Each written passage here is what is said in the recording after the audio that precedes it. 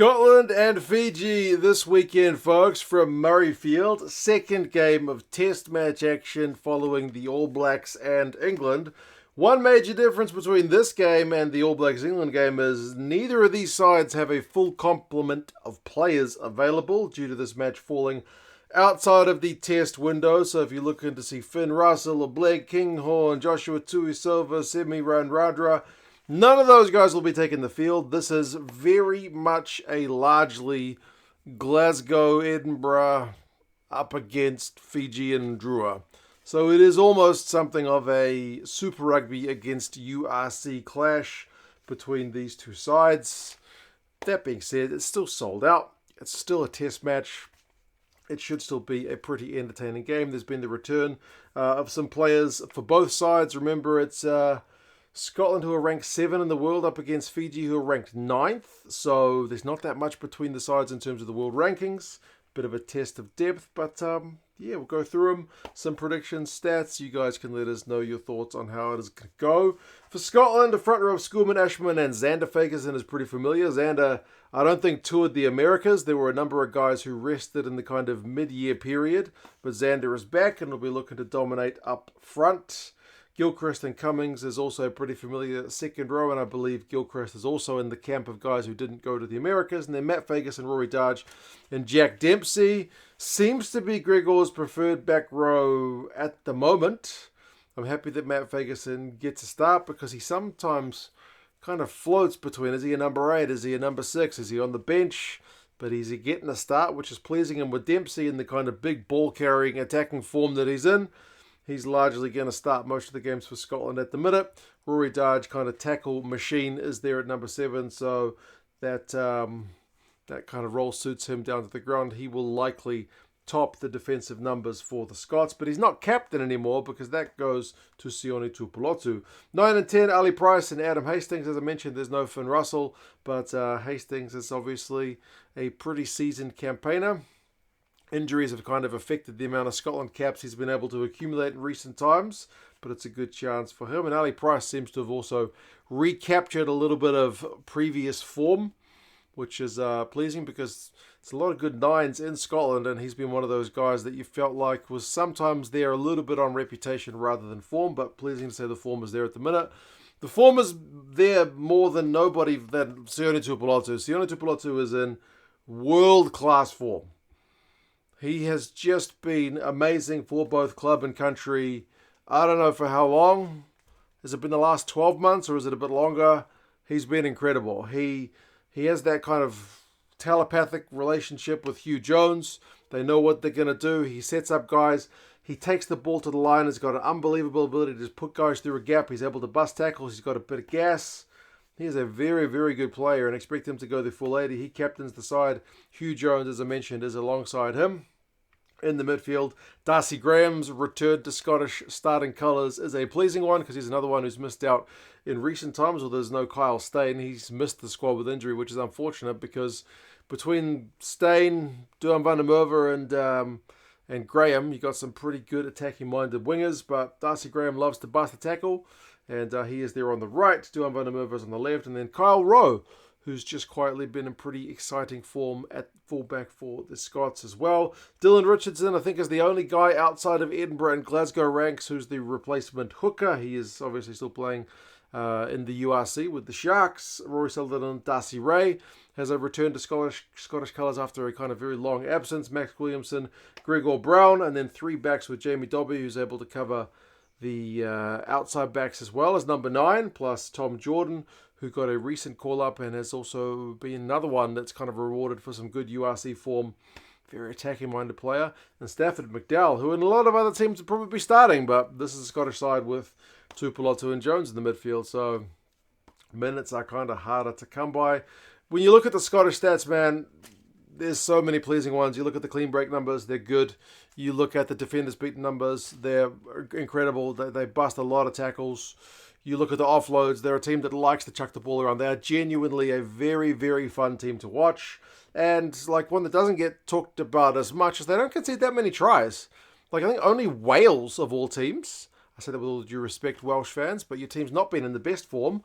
Only Wales has managed to score 4 tries against Scotland this calendar year. So Scotland have been relatively stingy in defence. So they're a good side, man. I look forward to see how they go. I do think they're going to be too good for Fiji. Fiji side, as I mentioned, a lot of Fijian and Druin players, the vast majority of the squad. Most of them played in the Pacific Nations Cup as well. Remember, they won the Pacific Nations Cup. They beat Japan pretty handily over in Japan with a very similar squad to this one, which was without kind of all the big gun players. So these guys have tasted a bit of success at international level in recent times. Hetet, Ikanaveri and Tawake. That is the front row. Ikanaveri captains the side. Really good player, loves to kind of have a quick tap or go for a maul close to the line. Also a little bit, I want to say a bit of a hothead at times, can get himself into a little bit of hot water. He always owns up to it in the post-match, but if he's the captain, you feel like he's going to need to keep a cool head. Nasila Sila and Rotusalia are the locks. I think Rotusalia was on the bench for the Pacific Nations Cup final, but he is favoured with a start for this one.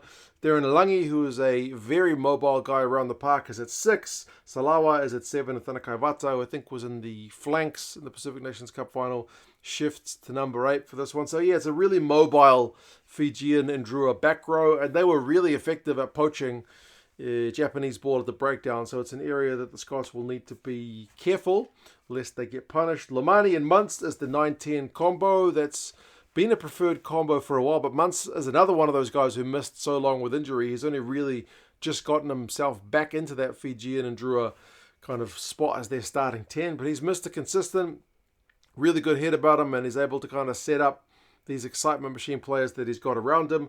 Tabavo and Votsa are the midfield, very direct ball carriers, and then Karawalevu is on the right wing. The left wing is Longanamasi, who I think had a bit of a...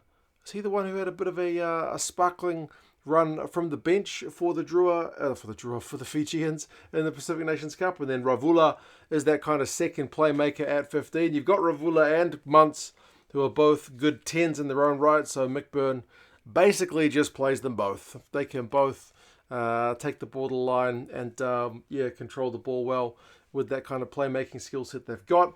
Dolakoto, Natave, and Koro Duadua are the front row replacements. I'm pretty sure that's the same as the Pacific Nations Cup final. Voasese and Miramira are the lock and loose forward replacements, and then Kurivoli, Valetini, and Nalanga are the back replacements. So it's a 5-3 split for the Fijians with both Kemu Valetini and Wanga Nalanga both getting their Fijian debuts. So big congratulations to them from the bench. Stats-wise, as I mentioned, for the Fijians, they aren't always a team that you think dominate things like possession and territory, but they did it against Japan. Will they be able to do it against the Scottish pack? Kind of remains to be seen. It's a different step up from Pacific Nations Cup sides to a Six Nations side. They disrupted the Japanese line-out as well. So it's also an area that Scotland will need to be mindful of, because the Fijians, they can cause some big problems. They've got a lot of guys who've got some good cohesion from playing a lot of rugby together. They still had some missed tackles. I think their tackle percentage against Japan was like 79%. If they do that against Scotland with guys like Graham and Van der Merwe, they'll get punished, so they'll need to be there. And they also go against their old stereotype, and they put a fair bit of boot to ball. Like, they've got these two playmakers at 10 and 15, so they're quite happy to put cross kicks in, to put little dinking kicks through, to kick long. So it's not like a stereotypical Fijian side of old that just kind of runs everything. They have got a bit about their game, but looking at the two squads overall, Scotland's got access to a lot more of their big guns than the Fijians do. So this is pretty much the Fijian and Drua side with a lot of guys, a portion of guys who would be second choice if all the guys based outside of Super Rugby were available, essentially. Recent history between the sides, I've got it as 4-1, remembering there was a cancelled game during the COVID years that was kind of forfeited to the Scottish guys. I've not included that in the 4-1 because that was never actually a game played. Most recent game was the Fijian tour to Europe in 2022 at Murraryfield, where it was 28-12, which is comfortable enough without being like a proper hiding. It's a solid enough result for the Scots.